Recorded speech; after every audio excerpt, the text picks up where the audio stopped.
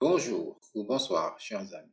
Dans cette vidéo, je vais vous expliquer une fonctionnalité très importante qui permet de vérifier si on n'a pas oublié d'entrer une dépense ou une revenu. Alors, je vais d'abord commencer donc par changer la langue qui est actuellement en anglais. Je vais le mettre en français. Voilà, et je vais aussi changer donc la monnaie qui est actuellement en euros. Je vais le mettre en CFA. Voilà. Et donc, il faut venir ici au niveau de ce bouton vérifier, cliquer dessus. Et là, vous voyez donc au niveau de ces champs, donc vous pouvez entrer donc ce que tu as comme argent liquide. Et bon, je vais entrer une donnée au hasard. Je mets par exemple comme argent liquide, je peux mettre 185 000. Je donne juste un exemple. Est-ce que tu as un compte bancaire également? Je peux mettre par exemple 2 millions. Ce qu'on a en banque, 200 000, 2 millions.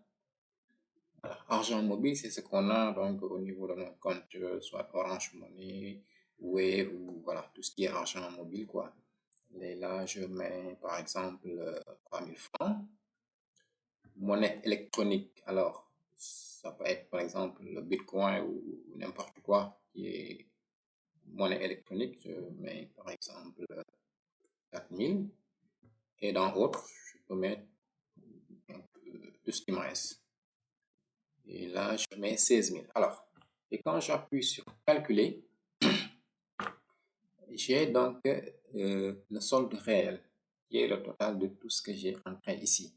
Et c'est réellement ce que j'ai comme argent, c'est ce qui est réel, qui est physique. Et au niveau du solde actuel, c'est ce que me donne l'outil, le logiciel. Donc, c'est ce que je retrouve ici, qui est donc à 2 210 000. Et là, j'ai la différence. Ça veut dire quoi? Donc, c'est moins, ça veut dire qu'il y a 2866 de dépenses que je n'ai pas pu entrer, que j'ai oublié d'entrer dans le logiciel. Et donc, ces 2 866 000, je peux les prendre en compte. Et quand je clique ici au niveau du bouton prendre en compte, il va m'afficher ce tableau. Et là, je pourrais donc rentrer, donc soit je mets à aujourd'hui ou n'importe quelle autre date. Je vais donc donner la catégorie. Alors, je mets par exemple dépenses personnelles. Et moi, donc, j'ai choisi de le mettre au niveau de calcul différentiel. Je le considère comme une dépense, mais je l'appelle calcul différentiel. Donc, c'est un poste de dépense que j'ai mis donc pour prendre en compte ce genre de situation. Et donc, je peux le soumettre. Et je ferme ce tableau. Et donc, je le vois ici et je pourrais donc l'enregistrer. Et donc, il me dit donc enregistrer avec succès.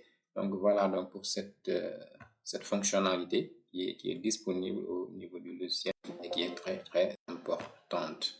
Voilà donc, chers amis, merci d'avoir regardé cette vidéo.